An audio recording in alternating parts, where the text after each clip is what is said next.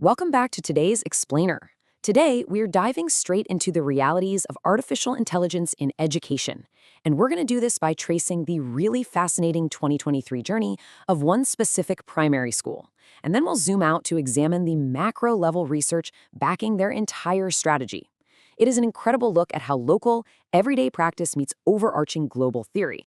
So, here is our roadmap for today. First, Cornerstone's 2023 AI journey. Second, AI and the digital divide. Third, frameworks for AI literacy. Fourth, reducing the teacher workload. Fifth, generative AI as a tutor. And final, number 6, preserving human judgment. Let's get right into it. Okay, part 1, Cornerstone's 2023 AI journey. Think back to 2023. Cornerstone Church of England Primary School started testing the waters, having these initial discussions about how tools like ChatGPT could actually support their teaching and learning. Fast forward to 2024, and they established a formal AI policy. But here's the real kicker. That policy has already undergone over 30 updates. That is huge, right? It perfectly shows how Cornerstone treats AI integration. It's not just a one-and-done software installation. It's an ongoing, highly adaptable evolution to keep up with how insanely fast this tech is changing.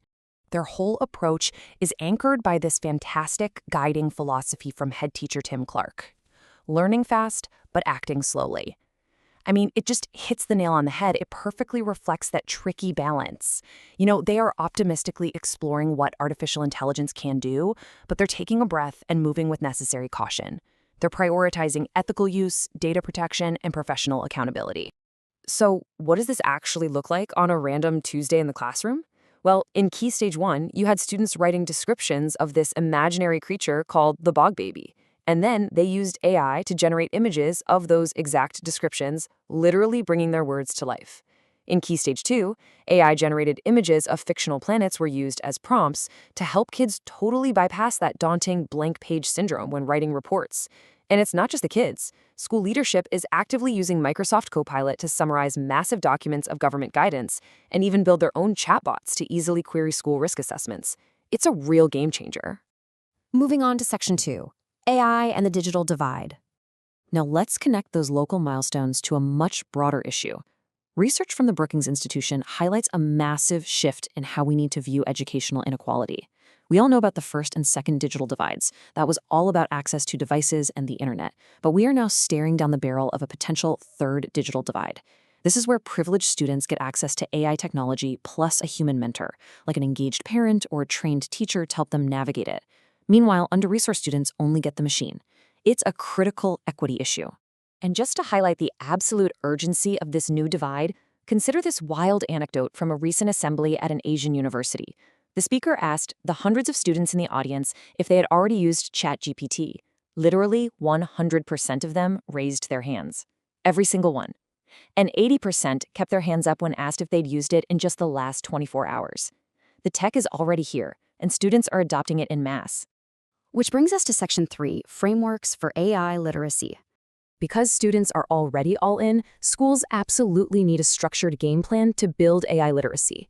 Enter King's College London. They developed the PAIR framework, which they've been piloting across multiple faculties. PAIR stands for Problem, AI Interaction, Assessment, and Reflection. It's a highly structured, 4-step pedagogical approach. Instead of just letting students run wild with a chatbot, it forces them to define the problem first, then interact with the AI, critically assess what it spits out, and finally reflect on the whole process. And evidence from King's College shows that students using this exact framework reported massive gains in both AI literacy and ethical awareness. Zooming out even further globally, UNESCO just released a brand new AI competency framework. It actually demands that teachers progress through 3 specific stages: acquire, deepen, and create. But what's absolutely vital here is the laser focus on ethics. Teachers have to move from simply understanding basic principles, like, do no harm, to actively co-creating new ethical rules to protect human agency. AI fundamentally alters the traditional teacher-student dynamic, so having frameworks like this is just absolutely essential to guide that transition safely.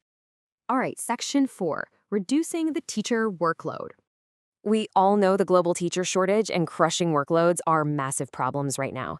AI has incredible potential to ease that burden, but implementing it doesn't mean you have to flip the school upside down overnight.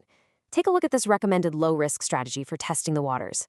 Step 1, you just start with low-stakes work, like draft submissions or formative quizzes. This allows teachers to safely calibrate the AI's output, figure out where it hallucinates or makes silly errors, and build their own confidence. Then, and only then, do you roll it out to high-stakes assessments with human oversight. So where do we actually see the return on investment for teachers' time? It's mostly in the daily administrative grind. Generative AI is fantastic at drafting precise rubric comments, whipping up customized lesson plans using structured prompts, or even just drafting those tricky, context-aware emails to parents. Taking repetitive, high-volume tasks like these off a teacher's plate, the well-being gains there are very, very real.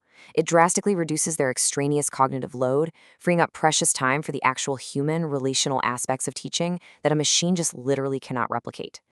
Let's pivot to Section 5. Generative AI as a tutor. So we've helped the teachers, but what happens when generative AI acts directly as a personalized tutor for the student? Well, there is hard data backing up the hype here. A recent randomized controlled trial involving nearly 200 physics students at Harvard University found something incredible.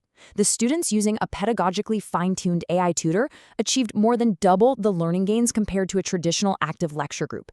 Double! Because the AI allowed for adaptive pacing and step-by-step guidance, it basically acted as a tireless 24/7 personalized tutor. And finally, Section 6, Preserving Human Judgment.